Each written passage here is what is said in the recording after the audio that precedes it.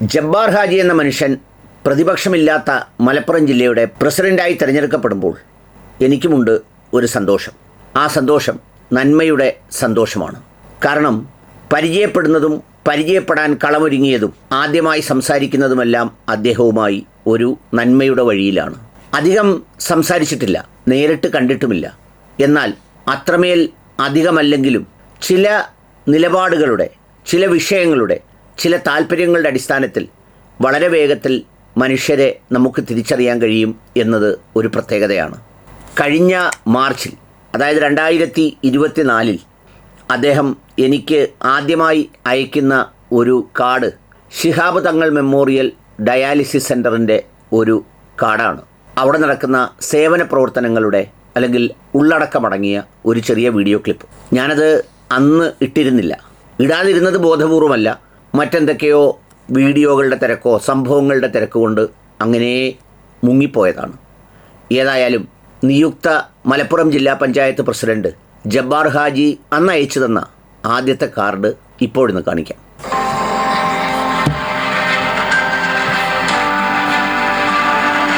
ഇതൊരു സർക്കാർ ഹോസ്പിറ്റലിന്റെയോ multi speciality ആതുരാലയത്തിന്റെയോ കണക്കുകളല്ല. നിങ്ങൾ വളർത്തിയ കൊണ്ടോട്ടി ശിഹാബ് തങ്ങൾ ഡയാലിസിസ് യൂണിറ്റിന്റെ സ്നേഹം പകുത്തു നൽകുന്ന കണക്കുകളാണ്. നാളെയുടെ കണക്കുകളിൽ നമ്മൾ ഇല്ലാതിരിക്കട്ടെ. പ്രാർത്ഥിക്കാം, പ്രവർത്തിക്കാം. അതെ, Kondotty Shihab Thangal memorial dialysis സെൻ്ററിൻ്റെ clip. ചില കണക്കുകളിൽ നമ്മൾ ഉണ്ടാവാനും ചില കണക്കുകളിൽ നമ്മൾ ഇല്ലാതിരിക്കാനും വേണ്ടി നടത്തുന്ന ഒരു ദൗത്യം. നമ്മൾ ഇല്ലാതിരിക്കേണ്ട കണക്കുകൾ ഈ ഡയാലിസിസ് സെൻ്ററിലെ രജിസ്ട്രേഷൻ കാർഡുകളിലോ അതുപോലെയുള്ള സേവന പ്രവർത്തന കേന്ദ്രങ്ങളിൽ ഒരു രോഗിയായുള്ള കണക്കുകളിലാണ്. നമ്മൾ ഉണ്ടാകേണ്ടത് എവിടെയാണെന്ന് ചോദിച്ചാൽ, നാളെ വലങ്കയിൽ തരുന്ന ഒരു കിതാബുണ്ടല്ലോ, രേഖയുണ്ടല്ലോ, പരലോകത്തിൽ വിശ്വസിക്കുന്നവർക്ക്, മരണാനന്തര ജീവിതത്തിൽ വിശ്വസിക്കുന്നവർക്ക് ജീവിതത്തിൽ ലഭിക്കാവുന്ന ഏറ്റവും വലിയ പുസ്തകം, ഏറ്റവും നിർണായകമായ, വിധി നിർണായകമായ പുസ്തകം എന്ന് പറയുന്നൊരിടം. നമ്മൾ പരീക്ഷയ്ക്ക് എന്തും എഴുതാം, ആരും നിങ്ങളുടെ കയ്യിൽ തടസ്സപ്പെടുത്തില്ല. ആരാണ് ഇന്ത്യയുടെ രാഷ്ട്രപതി എന്ന് ചോദിച്ചാൽ ദ്രൗപദി മുർമു എന്നും എഴുതാം, ചോദിച്ച അധ്യാപകൻ്റെ തന്തയാണ് എന്ന് വേണമെങ്കിൽ എഴുതി വെക്കാം. രണ്ടുപേർക്കും ഒരുപോലെ ഇറങ്ങിപ്പോകാം. ശരി ഉത്തരം എഴുതാൻ ശ്രമിച്ചവന് അല്പം ഉത്കണ്ഠയുണ്ടാവും.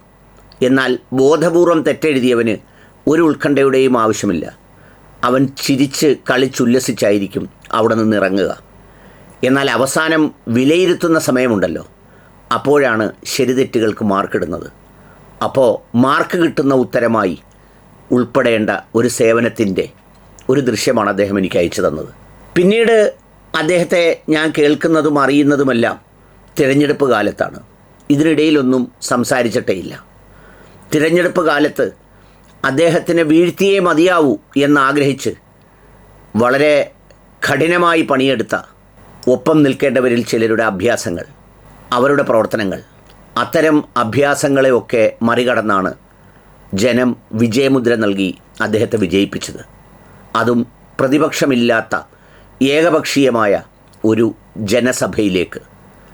ഒടുവിൽ അതിൻ്റെ ജനനായകനായി മുസ്ലിം ലീഗ് അദ്ദേഹത്തെ തീരുമാനിക്കുമ്പോൾ കരുതലോടെ, ജീവിതാനുഭവങ്ങളുടെ കരുത്തോടെ, ചെയ്ത സേവനങ്ങളുടെ നന്മയിലൂടെ അങ്ങോട്ട് സഞ്ചരിച്ചു പോകുന്ന ഒരു ജബ്ബാർ ഹാജിയെ കാണാനാണ് ഇഷ്ടം.